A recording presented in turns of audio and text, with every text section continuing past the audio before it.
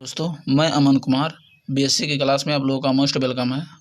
तो आज हमारा टॉपिक रहेगा बीएससी सेकेंड ईयर जियोलॉजी का सेकेंड पेपर, जिसमें हम देख रहे थे जियोलॉजिकल टाइम स्केल के बारे में, जिसमें हम जियोलॉजिकल टाइम स्केल के ओवरव्यू को देख चुके हैं और पहले जो एक एरा को भी पढ़ चुके हैं। अगर आप लोग नहीं देखे हो तो प्ले लिस्ट में जाकर उसको देख लीजिएगा। तो आज हम स्टार्ट करेंगे मेसोजोइक एरा के बारे में, जो कि अब पेपर के लिए इम्पोर्टेंट टॉपिक है। तो इसको डिटेल में स्टडी करेंगे और साथ ही साथ नोट्स भी बनाएंगे।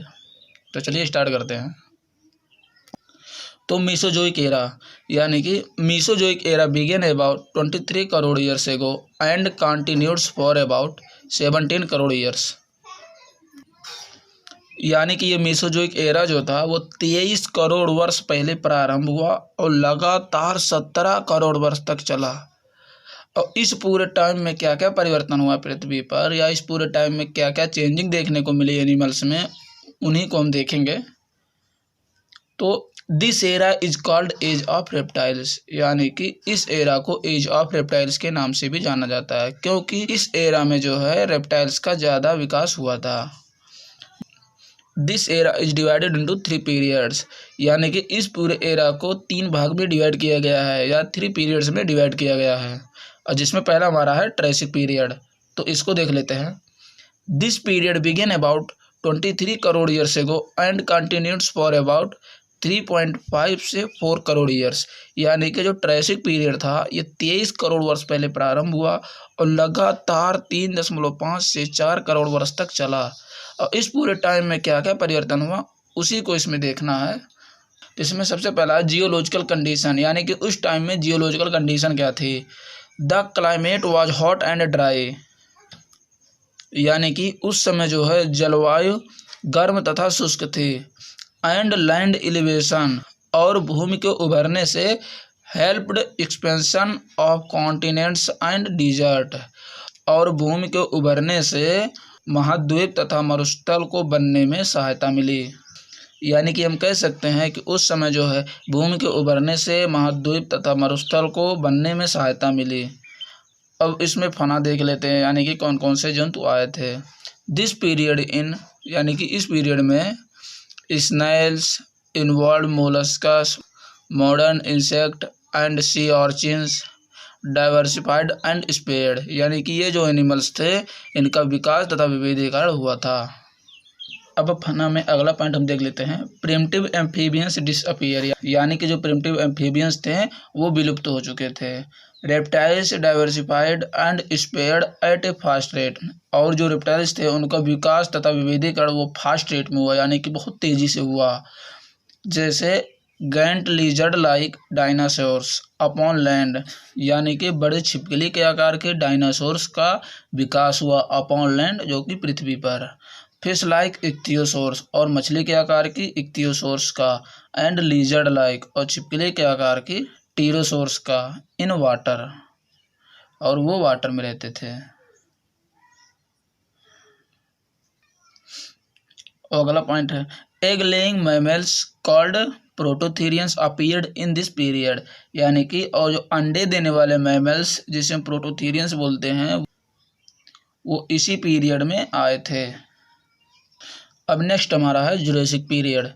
दिस पीरियड बिगेन अबाउट 19 से 19.5 crore years ago and continueds for about 5.4 से 5.9 करोड़ ईयर्स।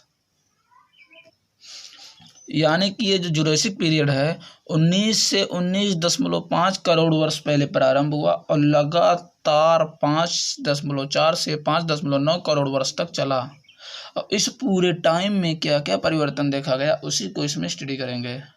तो जियोलॉजिकल कंडीशन, यानी कि उस समय जियोलॉजिकल कंडीशन क्या थी। Climate was hot and damp, यानी कि उस समय जो है जलवायु गर्म तथा नम थी। और इसमें देख लेते हैं कौन कौन से फना आए थे।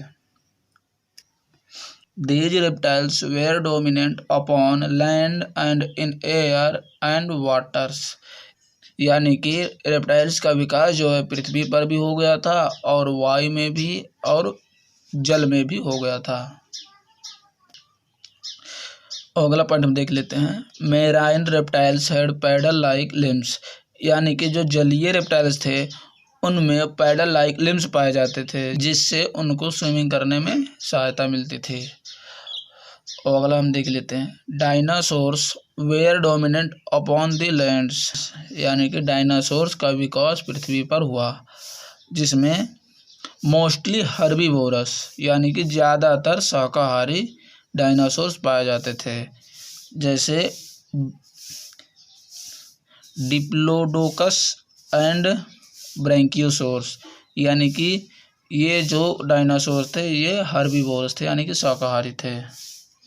अगला पॉइंट हम देख लेते हैं, tyrannosaurs was the most dangerous carnivorous dinosaurs, और जो ट्रायनोसोर्स डायनासोर्स था वो कार्निवोरस था और वो बहुत खतरनाक था। और अगला पॉइंट हमारा है, this period was also marked by origin of advance lizard, primitive crocodiles, alligator and teleost fishes, यानी कि इस पीरियड में जो है एडवांस लिजर्ड और क्रोकोडाइल्स, एलिगेटर और टीलोस्ट फिशेस का विकास हुआ, यानी कि जुरासिक पीरियड में इन सभी एनिमल्स का विकास हुआ था। और Archaeopteryx was intermediate between reptiles and bird, और जो आर्कियोप्टेरिक्स था वो बर्ड और रेप्टाइल्स के बीच की कड़ी मानी जाती है और जिसका विकास इसी पीरियड में हुआ था। अब नेक्स्ट हमारा है क्रिटेशियस पीरियड, तो इसको हम देख लेते हैं।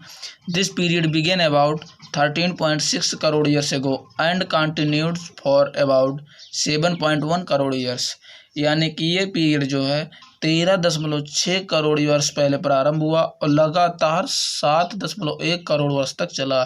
और इस पूरे टाइम में क्या क्या परिवर्तन हुआ उसको हम देखेंगे।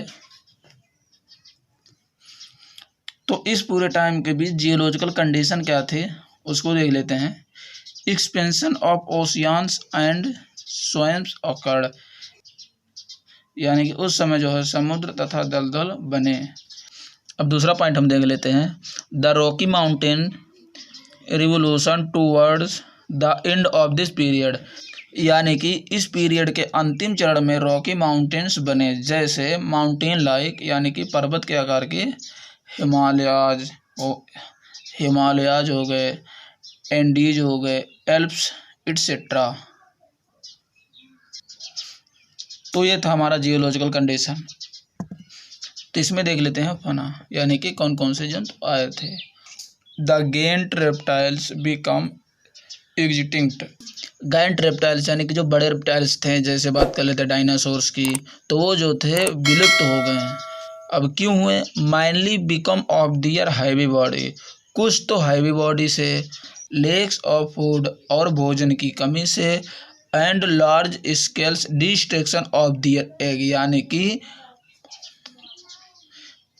यानी कि अधिक मात्रा में अंडों के नष्ट हो जाने की वजह से, बाय द मैमल्स के द्वारा, यानी कि मैमल्स के द्वारा अधिक मात्रा में अंडों के नष्ट होने की वजह से। तो इन सभी कारणों से जो है डायनासोर्स विलुप्त हो गए, यानी कि जो गैंट रेप्टाइल्स थे वो विलुप्त हो गए। First eutherian mammals appeared in this period, यानी कि फर्स्ट यूथेरियन मैमल्स, पहले बच्चे देने वाले mammals, appeared in this period, इस पीरियड में आए।